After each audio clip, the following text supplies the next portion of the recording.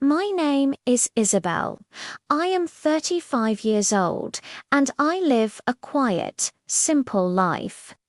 I work in a small office where every day looks the same.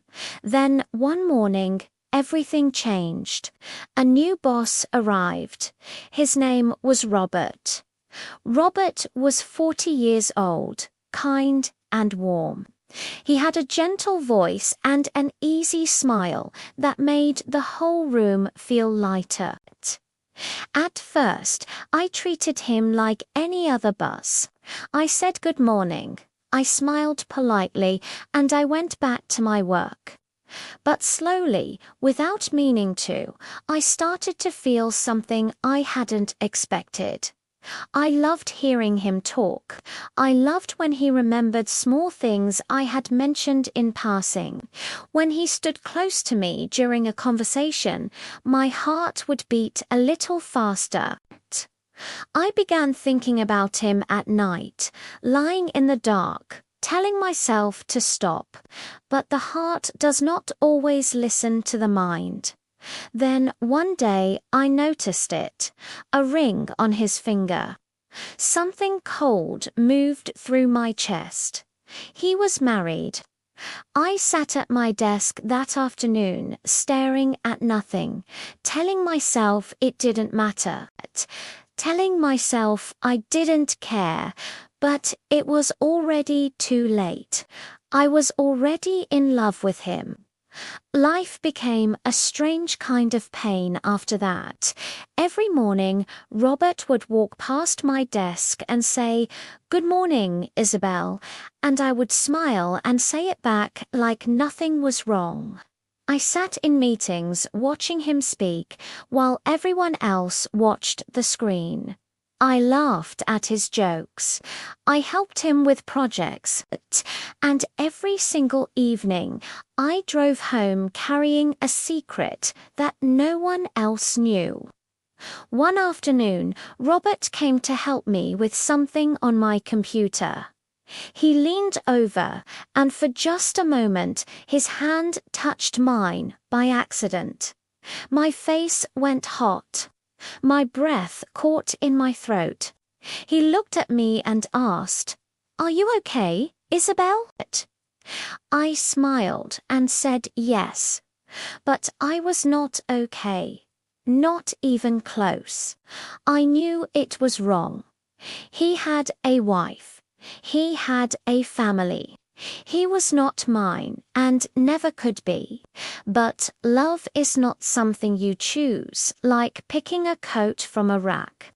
Sometimes it arrives quietly, without permission, and makes itself at home inside you, before you even realize it. One Sunday, I went to the park hoping the fresh air would clear my head. I sat on a bench, closed my eyes, and breathed slowly. Then I heard a voice. His voice. I opened my eyes, and there he was, just a few steps away.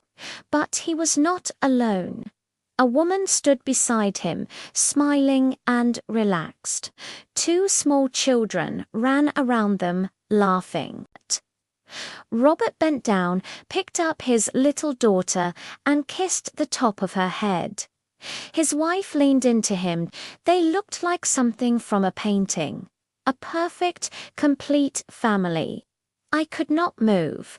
I sat frozen on that bench, watching without wanting to. He looked so different from the man I knew at the office.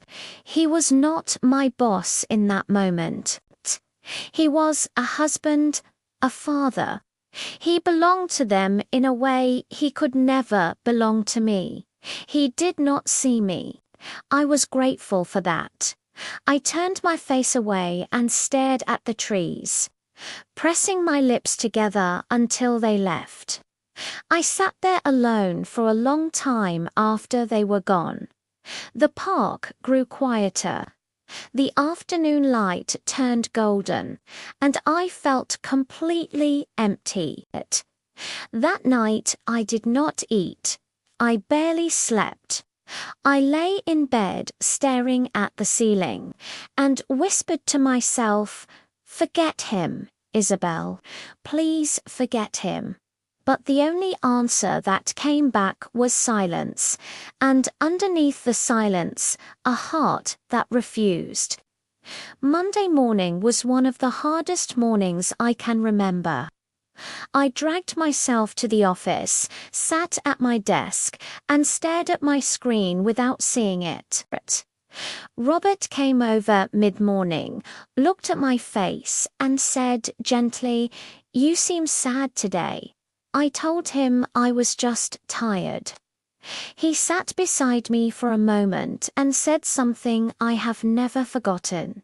He said, "You're a good person, Isabel. You're quiet, but you're strong. You're special." That one word hit me like something breaking open. Special. No one had ever said that to me before. I smiled at him, but my hands were trembling under the desk. That night, I looked at myself in the mirror and said out loud, "He thinks I'm special." And then I cried. I cried because it made me happy. I cried because it made me sad. I cried because I knew that word was all I would ever have from him. A few weeks later, we stayed late at the office together. The building was quiet. It was just the two of us. Robert looked at me with an expression I hadn't seen before and said, "You are important to me, Isabel.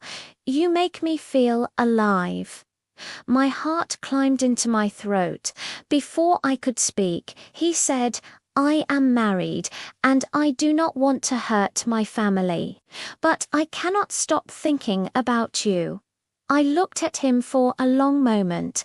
Part of me wanted to reach for that feeling, hold onto it, believe it could become something real. But I knew better. I took a slow breath and said, "Robert, I care about you too, but you have a family. I cannot be the reason someone gets hurt." He nodded quietly. "I understand," he said, and we sat in the stillness of that empty office, two people on opposite sides of a line neither of us could cross. After that night, we remained colleagues. We were polite, professional, careful. The warmth was still there, but we kept it at a distance, like a candle behind glass. I thought about him often. There were mornings when seeing him smile from across the room still made my chest ache, but something had shifted in me.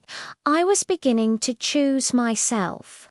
I told myself one evening, standing in my kitchen in the quiet of my apartment, that I deserved a love that was whole. Not a love I had to hide, not a love built on someone else's loss, not a love that left me empty. I decided to stop waiting for something that would never come. I decided to start again. It was not a sudden change. It was slow, like the way a bruise fades. Some days were harder than others. Some mornings I still felt the weight of everything I had never said, but I kept going. I started taking walks again. I started laughing more easily. I started to remember who I was before I had made a man the center of my world. Robert will always hold a small, quiet place in my heart. What I felt was real, and I will not pretend otherwise. But real love is not only about holding on. Sometimes the truest, most honest thing love can do is let go. I learned that the hard way. In a small office, across a desk, through a whole year of silent longing. My name is Isabel. I am 35 years old. I have a quiet life, and for the first time in a long time, that feels like enough.